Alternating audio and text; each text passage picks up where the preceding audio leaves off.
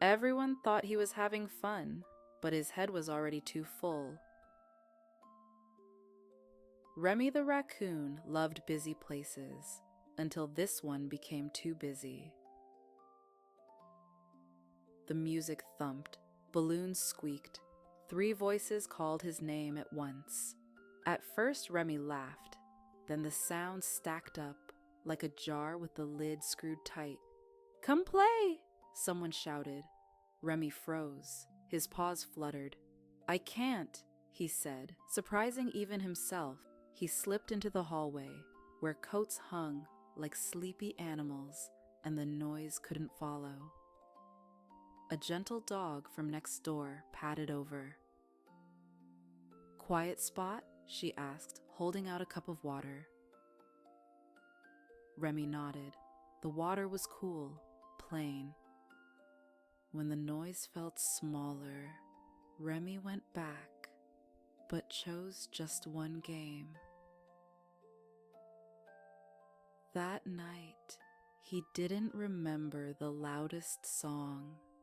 He remembered the quiet hallway.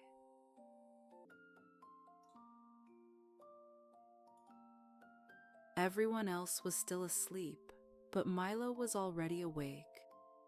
Not because he had to, because he loved the quiet before the world decided what it would be. The sky was pale, the house was silent.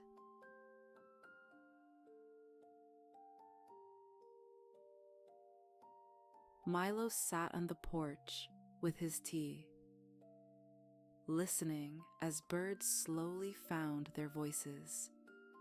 Nothing happened. No one needed him. And for once, that felt perfect. A cat wandered past, yawning. "You're up early," she said. Milo smiled. "I like having a moment that belongs only to me." Later, the house filled with footsteps and noise. Milo helped where he could, but all day long, he carried the early stillness inside him. A small, warm joy that didn't ask to be shared.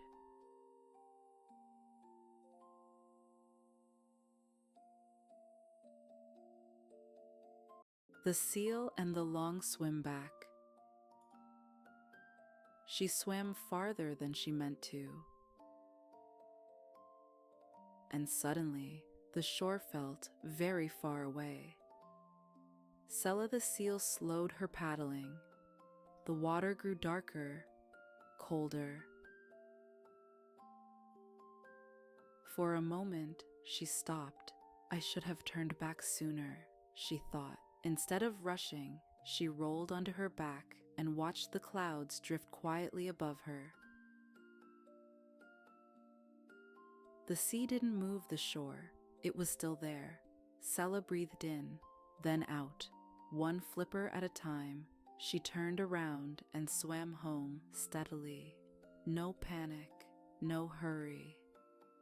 When she reached the rocks, she pulled herself onto the warm stone and rested her chin there for a while. The sea was quiet again. So was her chest. You don't have to rush to get back.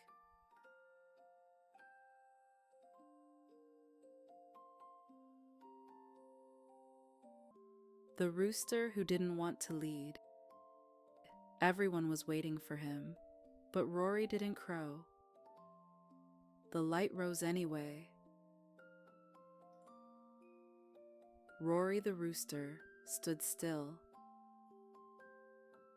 his throat tight, watching the morning begin without his voice. A hen stepped closer. "You okay?"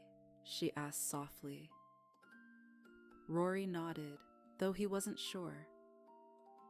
They sat together as the farm woke on its own. Doors opened, footsteps passed.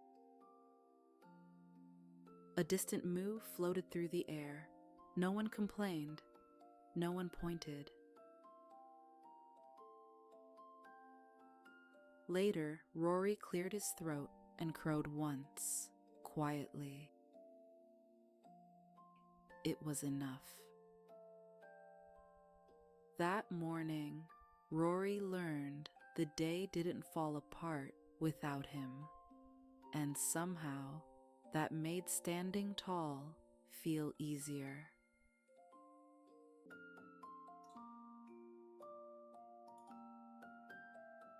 The chinchilla and the borrowed blanket.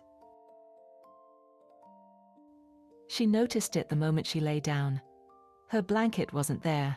The chinchilla stayed very still, staring at the ceiling in the dark. The room felt colder than usual. Too quiet, too empty.